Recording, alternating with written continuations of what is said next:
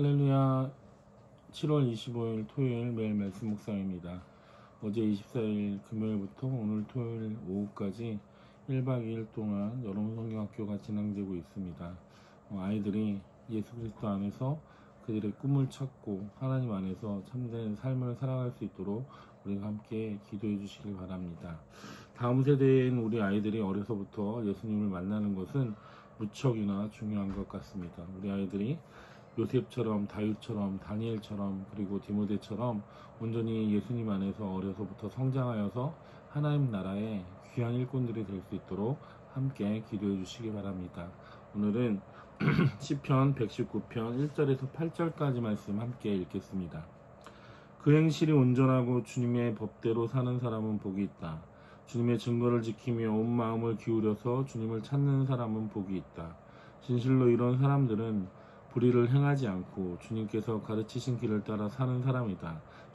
주님께서는 우리에게 주님의 법도를 주시고 성실하게 지키라고 명령하셨습니다. 내가 주님의 율례들을 성실하게 지킬 수 있도록 내 길을 탄탄하게 하셔서 흔들리는 일이 없게 해 주십시오. 내가 주님의 모든 계명들을 낱낱이 마음에 새기면 내가 부끄러움을 당할 일이 없을 것입니다. 내가 주님의 의로운 판단을 배울 때 정직한 마음으로 주님께 감사하겠습니다.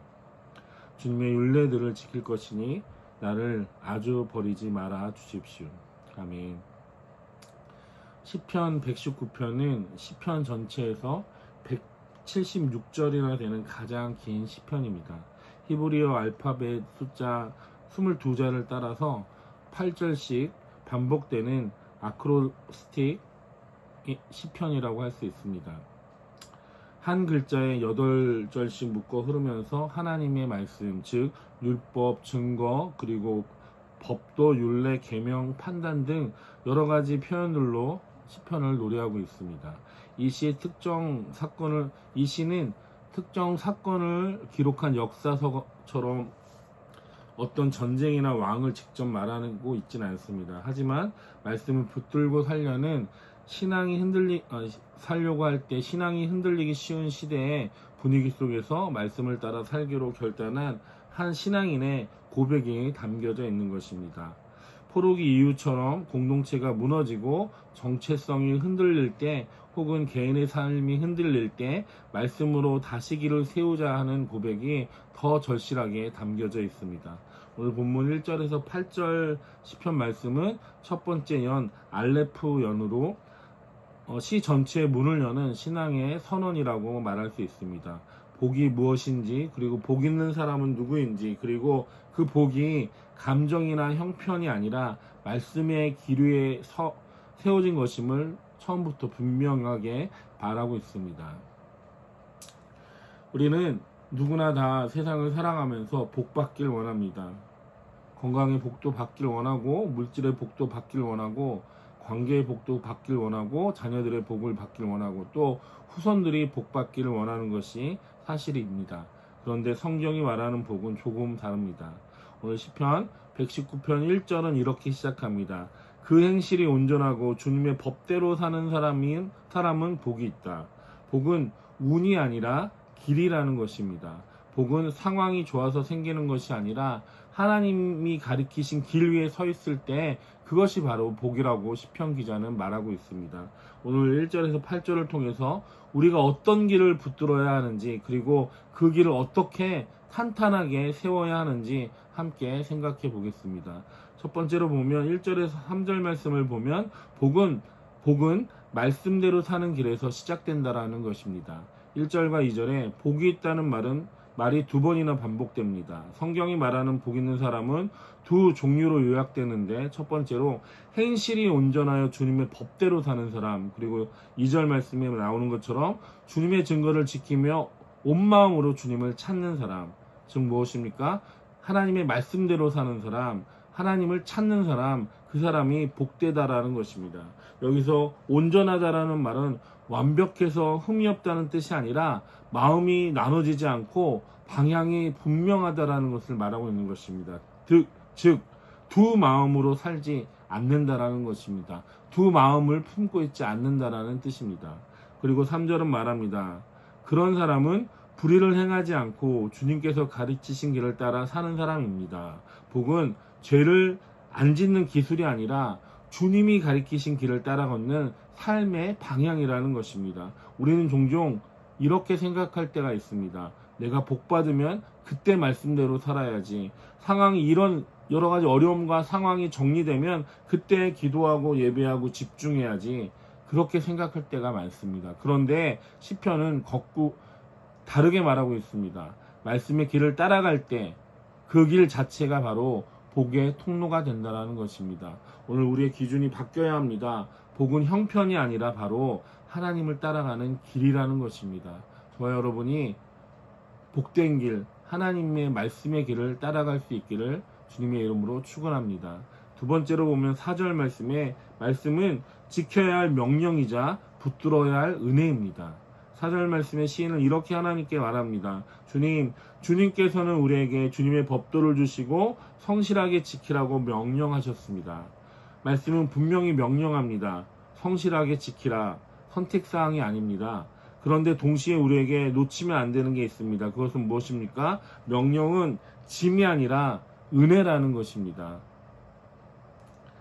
하나님이 우리를 명령하신다라는 것은 그것을 명령해서 우리를 억지로 끌고 가신다라는 것이 아니라 좋은 길로 인도하시기 위해서, 말씀의 길로 인도하시기 위해서 명령하신다라는 것입니다. 그것이 바로 우리에게는 은혜가 되는 것입니다.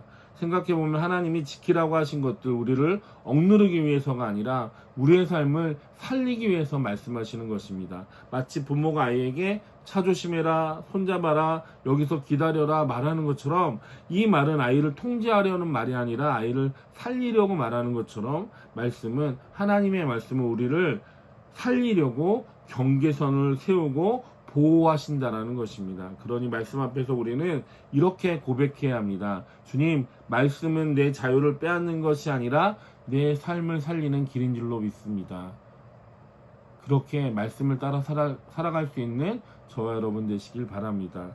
마지막 세 번째로 보면 5절에서 8절 말씀에 말씀대로 살기 위해서는 내 길을 탄탄하게 해달라고 기도하고 있습니다.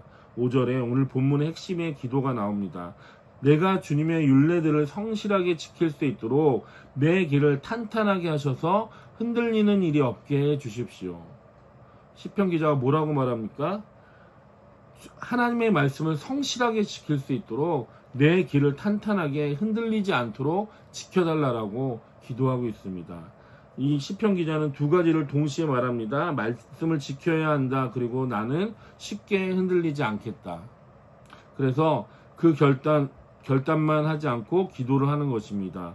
6절에는 모든 계명들을 낱낱이 마음에 새기면 부끄러움을 당하지 않을 것입니다.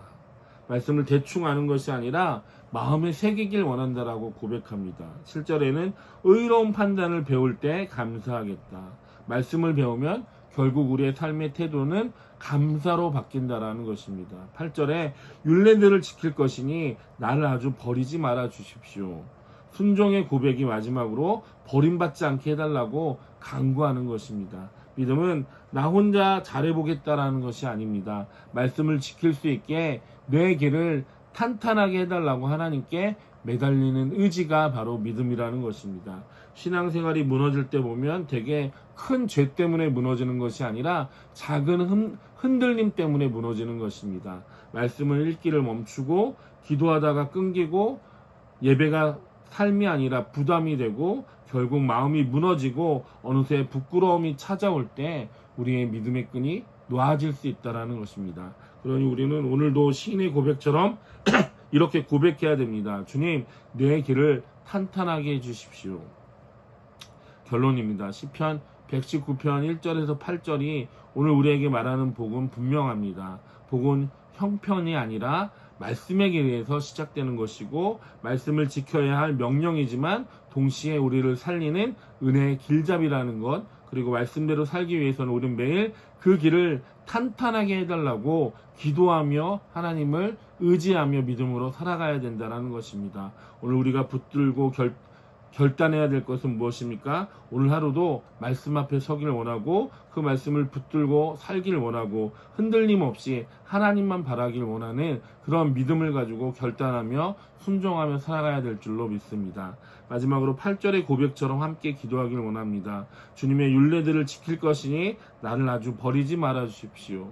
주님의 뜻을 따라 살 터이니 나를 긍휼히 여겨달라고 날마다 하나님 앞에 간구할 수 있는 저와 여러분 되시길 주님의 이름으로 축원합니다. 기도하겠습니다. 사랑의 주님 감사합니다. 복 있는 사람은 형통한 삶을 살아가는 사람입니다. 그 형통은 하나님과 동행하는 것이고 말씀의 길을 따라 살아가는 것입니다.